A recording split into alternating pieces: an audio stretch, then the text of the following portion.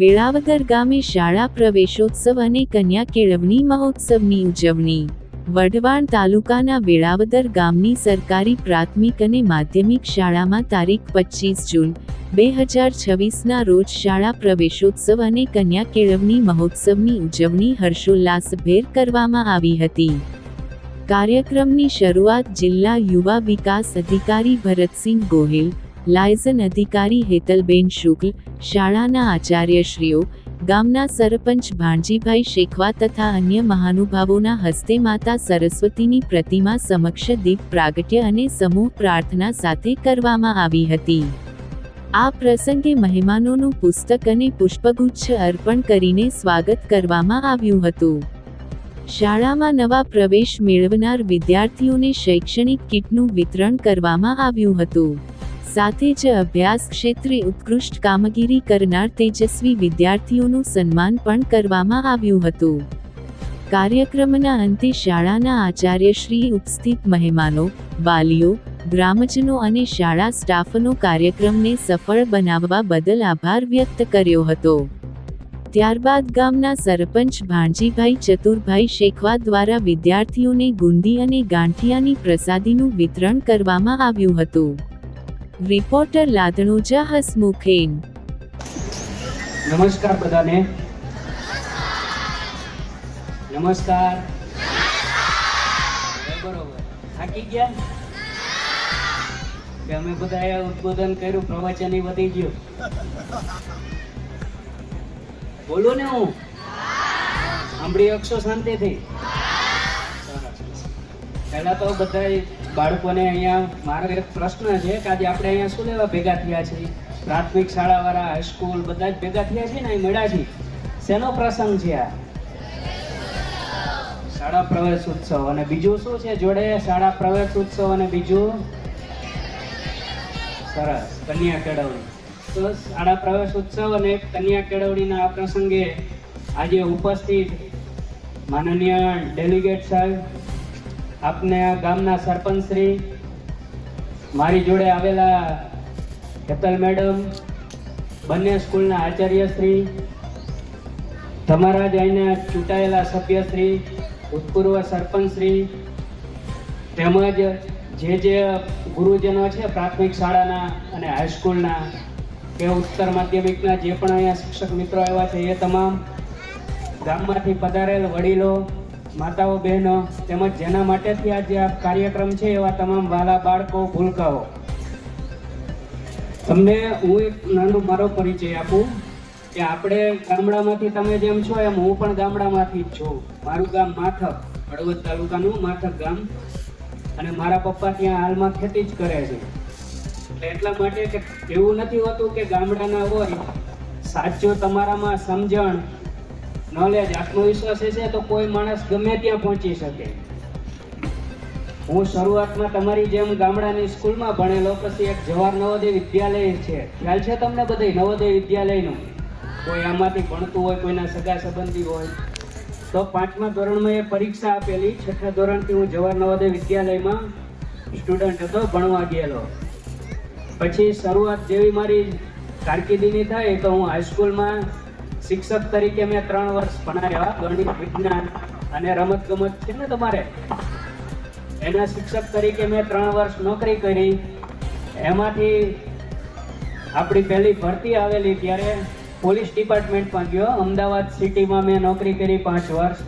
એમાંથી જીપીએસસીની એક્ઝામ આપી, એ નોકરી કરતાં મેં જીપીએસસીની એક્ઝામ આપેલી અને પાસ કરી હું નાયબ મામલતદાર તરીકે લાગેલો। નાયબ મામલતદાર તરીકે આણંદ જિલ્લામાં 3 વર્ષ, અને આપણે તમારા બાજુનું છે ધાંગધ્રા, ત્યાં નાયબ મામલતદાર તરીકે મેં નોકરી કરેલી।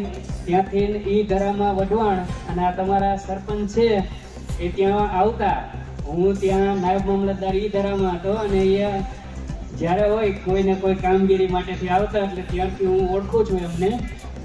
અને એ મારી નોકરી કરતાં જ મેં તૈયારી કરી અને ફરીવાર જીપીએસસીની પરીક્ષા આવી એટલે આ જિલ્લા યુવા વિકાસ અધિકારી તરીકેની જે સ્પર્ધાત્મક પરીક્ષા હતી એ પાસ કરી, અને હું છેલ્લા 6 વર્ષથી જિલ્લા યુવા વિકાસ અધિકારી તરીકે છું।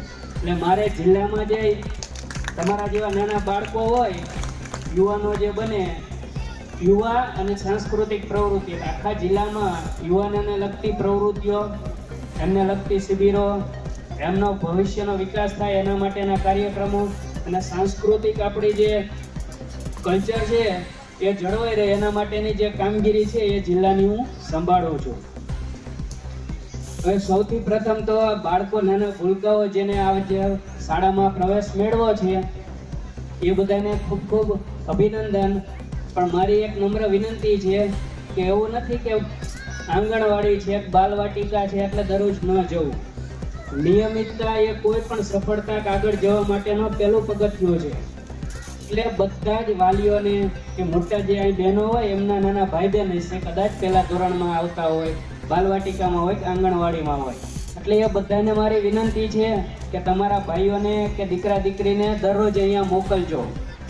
એ એકવાર અહીંયા આવતું થશે તો એને આગળનો ભવિષ્ય ઘડાશે. અહીંના જે શિક્ષકો હોય એ ખૂબ જ એજ્યુકેટેડ અને વ્યવસ્થિત ક્વોલિફાઈડ હોય છે, ત્યારે જે પસંદગી પામીને આવેલા હોય છે.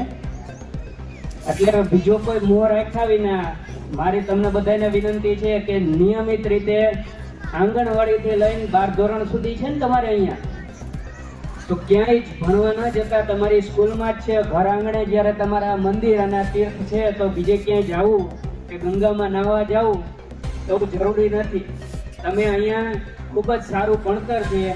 અને વાલીઓને પણ વિનંતી, શિક્ષકો બધા ભણાવતા જ હોય છે, પણ તમે જેટલા જાગૃત બનશો, તમે એમને સપોર્ટ કરશો એટલું શિક્ષણનું સ્તર ઊંચું આવશે. હમણાં તમારા સરપંચશ્રીએ કીધું કે બધા ઇંગ્લિશ બોલતા થાય, આગળ જાય, ભણે.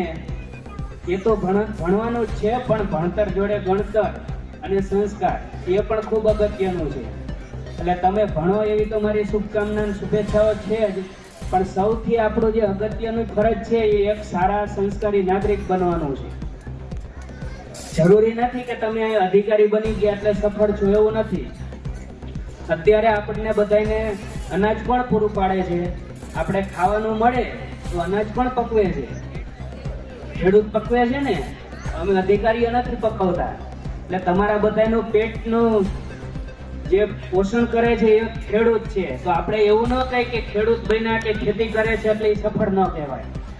એમનું મહત્વ સમાજમાં અને આપણા દેશ માટે જે યોગદાન છે, ખેડૂતો છે, મજૂરી કરતા જે પણ કામગીરી કરે છે એ અમારા કરતા પણ આગળ છે. એક અમારાથી પણ પૂજનીય અને વંદનીય છે કે આપણને બધાનું ભરણ પોષણ કરે છે. એટલે મારું કહેવાનું એવું કે તમે ભણજો, ખૂબ આગળ વધજો, પણ જેમાં પણ જાઓ સંસ્કાર ન ભૂલતા.